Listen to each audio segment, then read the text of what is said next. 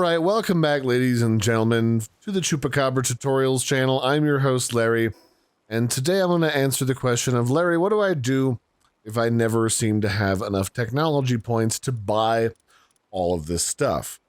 Well, you could farm different bosses and dungeons to try to get technology books and make sure you've gotten like every single teleport point in the game for some extra technology points, but the other thing you can do is you can farm these Shadowbeaks and put them through the blender, and they drop some skill books when you do so.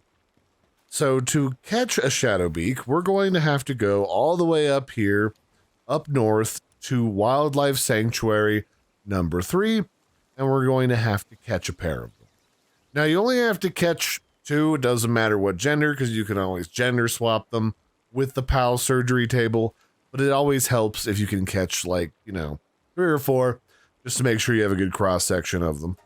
So to get to Wildlife Sanctuary number 3, the coordinates are 656 and 633, and I'm going to be going to the Deep Sand Dunes teleport point, and the coordinates for that are 529 and 526.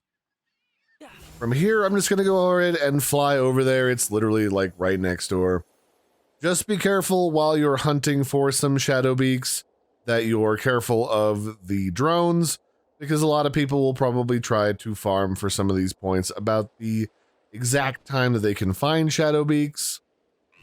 But the drones are still usually level 80 around now, so just be careful that they don't kill you. If you stand in one of their spotlights, they'll notice you, and then the jig is up. I do believe Shadowbeak should spawn during the day. That's when I caught mine. But I was also out here during the night as well, and when you're playing on a server with your friends, it gets a little bit laggy, so sometimes the spawns don't behave quite as advertised, so take that with a grain of salt. Shadowbeak will just spawn amongst all of these critters in the middle here somewhere. They're just a big black bird, so they're kind of hard to miss, especially when the landscape is all yellow. Ah, here we go. Here's a Shadowbeak. So once you find one, make sure you've got a mercy item on so you don't accidentally kill them. Mercy items are things like these PAL trainer goggles that I've got, or you can use the Ring of Mercy. They're all useful because they prevent you from accidentally one-shotting things and killing them, and that makes it difficult to catch them.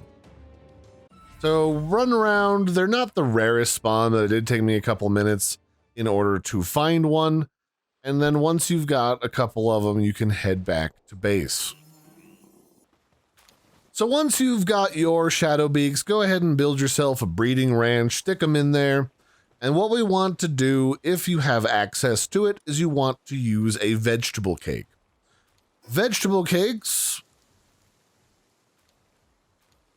veggie cakes can be gotten at level 47, and these things basically make it so that your pals will lay twice as many eggs, which is always helpful when you're intending to butcher the pals for their parts, because it's more about volume than about quality of the pals themselves. That's why it doesn't matter if you've got ones with good stats or bad stats. They're all going into the blender anyway. So every 5 minutes or so, unless you have a Braloha pal, which is what this giant palm tree up there is Braloha. With their saddle, they increase the breeding speed quite significantly, so you don't have to worry about it taking too long. And that'll speed up the breeding, because otherwise it takes about 5 minutes in order to produce either one egg or a pair of eggs that you can then pick up and put in the incubator. Once you've got a few eggs, you can stick them in an incubator, either an individual one or one of these electric multi-heaters. The large-scale electric ones are probably some of the best, and then you can go ahead and start hatching them. So here I've hatched a whole bunch of Shadowbeaks, including one that's an alpha, and then you just have to go and take them to a Pal Disassembly station, which I have over at the main base. So the Pal Disassembly station is something that you can unlock at level 56.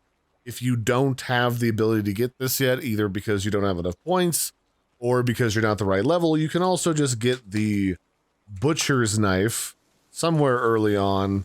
Or is it a cleaver? I always forget the name of it. Yes, the meat cleaver, which just takes a little bit longer because this makes it so you have to manually butcher every single pal. However, if you do use this, it means you can go ahead and grab a Splatterina, and she will increase the number of resources that will drop when you're slaughtering pals. It's just that the conveyor belt's just so convenient, which is why I like to use it. So we're just going to go over here and find our big old list of birds that we want to put through the blender somewhere in this mess. Here they are, and we'll just start to blend them. And then once these are all done, they'll go run through the ringer. And some of these drops should be some of the skill books, not just Plasteel, that we want that will allow us to get some additional skill points. There's one right now. Now, they're not the best drop rate, certainly, but you can get a few of these innovative technical manuals this way, and it makes it so that you can increase your technology points, not supremely fast, but decently fast, and a lot of these other materials are pretty usable as well. Once you've got an automated breeding farm going of some kind, it's pretty quick to start churning out Shadowbeaks and then getting additional manuals to up your points. So now I've got 4 from the 2 that I had before, and I can spend those on, I don't know, maybe I'll get an ancient farm. Now, the other thing that I have going for me in my party right now is I have a Grintail, and I have gotten a saddle for this Grintail, and that allows me, while this bad boy is in my party, to potentially get an extra egg every time I pick one up because he's here. And if you condense him to full level, you can also up the chance to basically 100% chance of getting a bonus egg. So there's a few different pals you can have that increase your breeding utility. So you get bonus eggs and they breed faster and they have a better chance of dropping healthier eggs and all that jazz. So if you look around, you've got some options to make this farming especially efficient. So I'm just going to go ahead and pick these up. But yeah, that'll be it for this one, ladies and gentlemen. I've been your host, Larry. This has been a brief look at how to farm additional technical manuals in order to get some near infinite technology points inside of Palworld 1.0. I've been your host, Larry. Don't forget to like and subscribe, and bye.